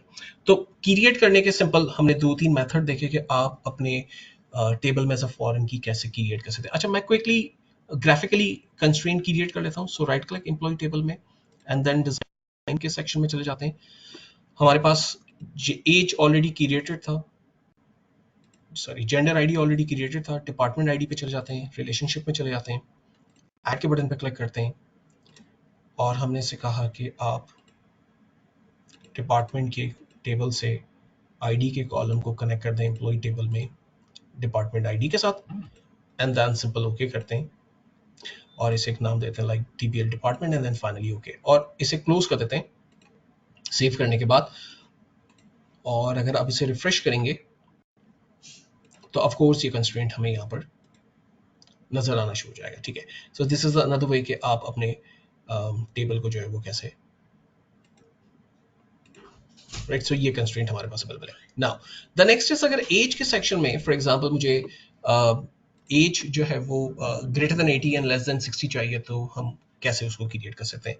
सो इट्स वेरी सिंपल कि हम राइट क्लिक करेंगे और अब हम चेक कंस्ट्रेंट पे चले जाते हैं, और कंस्ट्रेंट पे आने के बाद हम ऐड के बटन पे क्लिक करते हैं और हमने यहाँ पर एक रूल सॉर्ट ऑफ क्रिएट करना है। सो उस रूल को क्रिएट करने के लिए मैं इसका नाम कुछ भी हम दे देते हैं। फिलहाल हम 3 एलिप्स बटन पे क्लिक कर रहे हैं, डॉटेड पे, और हमने कहा as is greater than equals to 18 years and age is less than equals to 60 years, and then finally OK press करते हैं and then OK करते हैं। So TPL employee के साथ हम इसका नाम दे देते हैं like age। तो ये एक sort of rule हमने पीरियड किया कि जिससे यूजर को बेनिफिट ये होगा कि जब भी डाटा वो एंटर होगा यहाँ पर इस वैलिडेशन के अंदर, वो पहले चेक होगा आइदर वो एज इस स्लैब के अंदर मैच करती है, अगर वो मैच करती है तो डाटा एंटर होगा, अगर वो मैच नहीं करती तो डेफिनेटली वो डाटा भी यहाँ पर एंटर नहीं होगा। और सिमिलरली अगर मैं चाहता हूँ कि CNIC के सेक्शन के अंदर जो भी रिकॉर्ड यहाँ पर इंसर्ट हो वो डुप्लीकेट रिकॉर्ड ना हो, वो यूनिक रिकॉर्ड हो, तो हम अगेन CNIC के कॉलम पर आते हैं और फॉर एग्जांपल हम इंडेक्स की के सेक्शन में चले जाते हैं और हम इसे कहते हैं कि एक न्यू की आप क्रिएट कर दें जो कि एग्जैक्टली आईडी के कॉलम की जगह सॉर्ट ऑफ CNIC के कॉलम के साथ वर्क करेगी और बेशक असेंडिंग ऑर्डर के अंदर इंसर्ट होगी, लेकिन इसमें यूनिक की इट्स नो है। सो हम कहते हैं कि यूनिक की एक्चुअल में यस होनी चाहिए एज अ फील्ड, जो भी इंडेक्स है यूनिक की के तौर पर कंसीडर होगी, ठीक है। एंड देन फाइनली इसका नाम भी हम कर लेते हैं लाइक CNIC। तो बेनिफिट ये है कि हमने कुछ कीज, कुछ कंस्ट्रेंट्स क्रिएट किए, like rules sort of create किए, जिससे डाटा की जब एंट्री हो रही होगी तो एग्जैक्टली वो ऑर्गेनाइज तरीके से डाटा हमारे पास इंसर्ट हो रहा होगा। फाइनली अब डाटा एंटर करने की चेकिंग है कि डाटा प्रॉपर्ली इंसर्ट हो रहा है या नहीं हो रहा है, एंड देन अगर हम उसे देखना चाहें तो वो हम कैसे देखेंगे। तो फाइनल मैं इसको क्लोज कर लेता हूँ, सेव कर लेते हैं। आर्किटेक्चर ये कंप्लीट किया हमने, सारे एक्टिविटीज टेबल से रिलेट कंप्लीट कर ली। फाइनली रिफ्रेश करते हैं, डाटा एंटर करते हैं। सो सबसे पहले मैं जेंडर और डिपार्टमेंट के टेबल में कुछ डमी डाटा इंसर्ट कर लेता हूँ। सो जेंडर के टेबल पर राइट क्लिक, डिजाइन के सेक्शन में चले जाते हैं और मैंने कहा कि जेंडर, सॉरी, राइट डिजाइन की जगह मुझे करना चाहिए था एडिट टॉप 200 रिकॉर्ड्स, और मैंने से कहा कि मुझे first ID for example create कर दें जो कि है मेल। सेकंड जेंडर हमारे पास है like two female, and third ID हम यूज कर रहे हैं for example others. Right, so that's it.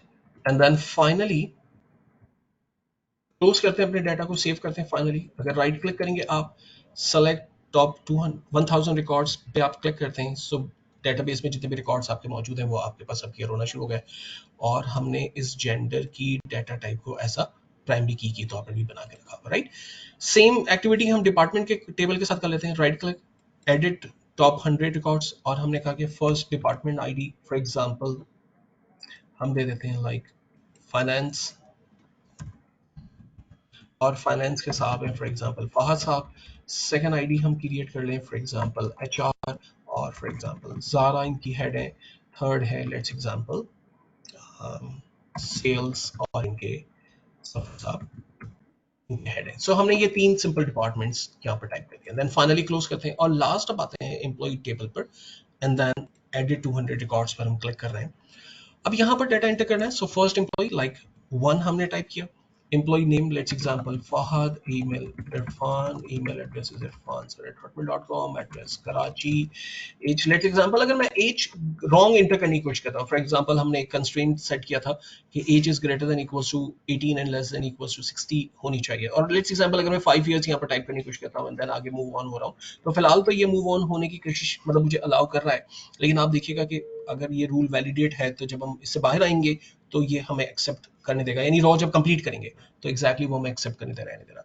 तो जेंडर आईडी 1 दे दिया, डिपार्टमेंट आईडी फिलहाल मैंने 1 दे दिया, CNIC 1 मैंने मेंशन कर दिया, और डिवीजन फॉर एग्जांपल मैंने ईस्ट यहाँ पर मेंशन कर दिया, एंड देन मैं क्लिक कर रहा हूँ, यानी मैं नेक्स्ट रॉ पे जाने की कोशिश कर रहा हूँ। तो यहाँ पर मुझे एक ऑप्शन दे रहा है कि no row was updated, the row first was commit, और जो एरर आ रहा है एग्जैक्टली आप देख सकते हैं डेटा जो आपने प्रोवाइड किया वो एग्जैक्टली एज के सेक्शन के अंदर आप देख सकते हैं यहाँ पर प्रॉब्लम आ रहा है कि चेक TBL एम्प्लॉय एज के सेक्शन के अंदर एग्जैक्टली एज कॉलम जो है वो क्राइटेरिया से मैच नहीं कर रहा, तो आप स्किप करें और इसको ओके करें। तो मैं एज को फॉर एग्जांपल अगर आपकी बार 65 कर देता हूँ फॉर एग्जांपल, और चेक करते हैं कि क्या वो इससे बड़ी एज एक्सेप्ट करने दे रहा है या नहीं दे रहा है, तो सेम स्टिल प्रॉब्लम है हमारे पास, एज में जो है वो 65 को एक्सेप्ट नहीं दे रहा। लेकिन अगर एज लेट्स एग्जांपल हमने 60 तक का क्राइटेरिया दिया था, अगर 60 हम टाइप करते हैं देन एग्जैक्टली आप देखें वो डाटा उसने वहां पर अलाउ किया, हमें इंटर करने की परमिशन दी, बिकॉज कि हमने एक रूल सेट किया था कि greater than 80 and less then 60, तो डाटा प्रॉपर्ली इंसर्ट हो रहा है। जहां पर भी रॉन्ग डाटा इंसर्ट होगा वो कंस्ट्रेंट और वो सारी वैलिडेशन जो हमने रखी थी उसके बेसिस पर data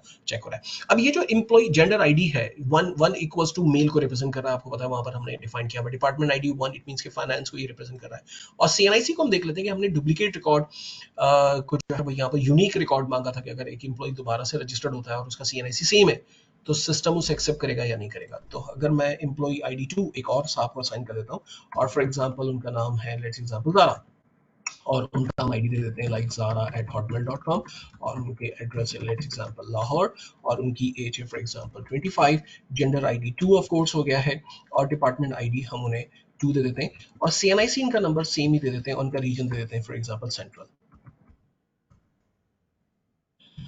and simple enter button press करते हैं, आप देखिए कि एक नया एरर हमारे पास वैल्यू पॉपुलेट हो रहा है कि CNIC column can not insert the duplicate की, जो हम वहां पर इंसर्ट करने की कोशिश करें तो डुप्लीकेट की इज 1 आपके पास यहाँ पर पॉपुलेट होगी। तो अगर सीएनआईसी अगर मैं यहाँ पर 2 इंसर्ट कर रहा हूँ एंड देन एंटर, तो यस वो डाटा हमारे पास वैलिडेट हो रहा है और इन्फॉर्मेशन हमारे पास प्रॉपर्ली पॉपुलेट हो रही है। So this is the idea कि जहां पर आप एक न्यू टेबल क्रिएट करते हैं और उस टेबल में डेटाबेस क्रिएट करते हैं, उस डेटाबेस में न्यू टेबल्स क्रिएट करते हैं, उन टेबल्स में न्यू रिकॉर्ड्स आप इंसर्ट करते हैं, आर्किटेक्चर आप किस तरह से बना रहे होते हैं, एग्जैक्टली इसके ऊपर हमने बात करने की कोशिश की है, राइट। लास्ट के अंदर अगर मुझे इन डेटा को रिमूव करना है, कोई सवाल है अगर इससे रिलेटेड तो प्लीज बता सकते हैं, अदरवाइज लास्ट सेक्शन के अंदर हम इस क्यूरी को इस डेटाबेस को डिलीट करेंगे एंड देन फिर सेशन को यहाँ पर ऑफ करेंगे, और नेक्स्ट सेशन में जब हम आएंगे तो हमें ऑलरेडी ये कॉन्सेप्ट होगा नॉर्थविंड डेटाबेस जो यहाँ पर मौजूद है वो कैसे डेवलप की गई होगी। डेफिनेटली डेटाबेस आर्किटेक्चर जब डेवलप किया गया था तो वो किस तरह से डेवलप किया गया था, और उसमें जो टेबल्स हमारे पास मौजूद है उसमें प्राइमरी की, फॉरेन की, डेटा वैलिडेशन, कंस्ट्रेंट, ये तमाम चीज़ें, इंडेक्सेस, ये तमाम चीज़ें किस तरह से इसमें क्रिएट की गई होगी। तो हर एक के बारे में आपको पहले से आइडिया होगा। आप इस डेटाबेस को ज़रूर डाउनलोड करके अपने पास इंस्टॉल कर लीजिएगा। एडवेंचरवर्क्स या नॉर्थविंड जो भी डेटाबेस आप यूज़ करना चाहें वो आप ज़रूर इंस्टॉल कर लें, ताकि उससे रिलेट जो हम नेक्स्ट सेक्शन के अंदर प्रैक्टिस करना चाहें वो चीज़ें हम देख सकते हैं। कोई क्वेश्चन अगर इस पॉइंट के हवाले से?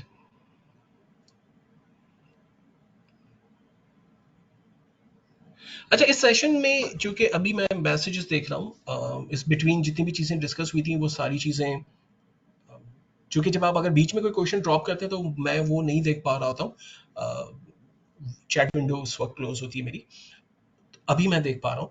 तो मैंने अभी जो स्क्रीन पे नजर आ रहे हैं वकार साहब की ट्रेनिंग में कुछ चीज़ें बहुत फास्ट हो गई हैं, तो एग्जैक्टली वो नहीं है, तो आप उसके लिए वरीड ना हो। ट्रेनिंग के एंड पर इंशाल्लाह आज रात तक आपको इसकी रिकॉर्डेड वीडियो का लिंक शेयर कर देंगे, तो आप इसको डाउनलोड कर लीजिएगा अपने पास, इसकी प्रैक्टिस कर सकते हैं इजीली, दोबारा से सुन सकते हैं, देख सकते हैं और इसकी प्रैक्टिस कर सकते हैं, ठीक है। तो ये सारी चीज़ें आपके लिए दोबारा हो जाएगी।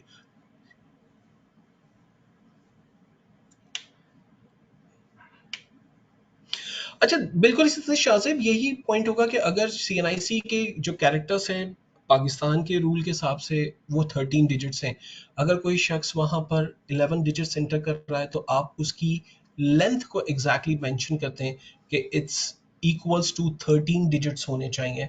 तो यस, आप अगेन एक और कंस्ट्रेंट क्रिएट करते हैं जहाँ पर आप सीएनआईसी की लेंथ को एग्जैक्टली डिफाइन करते हैं कि वो 13 कैरेक्टर्स होंगे। अच्छा अयाज, ये एक्सेल से डाटा को कैसे इंसर्ट कर सकते हैं? तो आप एक्सेल की एक शीट डेफिनेटली डेटाबेस की हम लेकर आएंगे, यहाँ पर टेबल का आर्किटेक्चर, इवन आपको कुछ भी नहीं करना है, वो डाटा यहाँ पर इंपोर्ट कर लेना है। तो नेक्स्ट सेशन के अंदर मैं ये बता देता हूँ कि आप एक्सेल के टेबल को कैसे लेकर आ सकते हैं, पूरा पूरा टेबल कैसे लेकर आ सकते हैं। तो ये कोई इतना बड़ा मसला है नहीं, राइट क्लिक करके ये सारी चीज़ हो जाती है।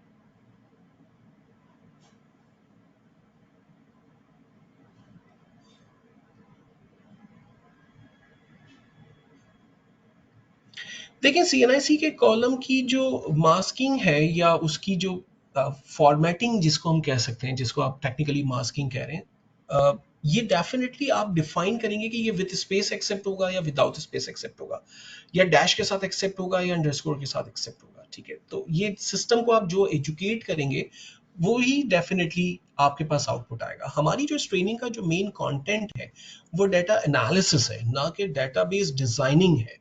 कि आप किसी भी डेटाबेस को क्रिएट कैसे करेंगे, उनमें कॉलम्स को कैसे, उसकी डाटा टाइप और उसके आर्किटेक्चर को आप कैसे क्रिएट करेंगे, ये हमारा एजेंडा नहीं है। लेकिन जो 2-3 ये क्विक क्वेश्चंस आए हैं, इनको एड्रेस कर लेंगे, ये भी कोई इतनी बड़ी बात है नहीं। आप गूगल भी कर सकते हैं कि how we create a CNIC field, या आपको अगर CNIC नहीं मिल रहा, फॉर एग्जांपल कार्ड नंबर्स की इंफॉर्मेशन मिल रही है, फ़ोन नंबर की इंफॉर्मेशन मिल रही है, तो आप यस उन चीज़ों को यूज़ कर सकते हैं। ठीक है, चलें, तो आई एम श्योर कि ये क्वेश्चंस यहाँ पर क्लियर है, और कोई क्वेश्चन नहीं है। सेशन के एंड पर इंशाल्लाह मैंने आपसे बताया था कि रात तक आपके साथ ऑफ कोर्स हम चीज़ें वीडियो का लिंक शेयर कर लेंगे, आप उसको देख लीजिएगा, एक दफ़ा प्रैक्टिस कर लीजिएगा। नेक्स्ट सेशन में हम एग्जैक्टली जो डाटा है उसके साथ एनालिसिस, कुछ एसक्यूएल की स्टेटमेंट के साथ प्रैक्टिस स्टार्ट करेंगे, राइट?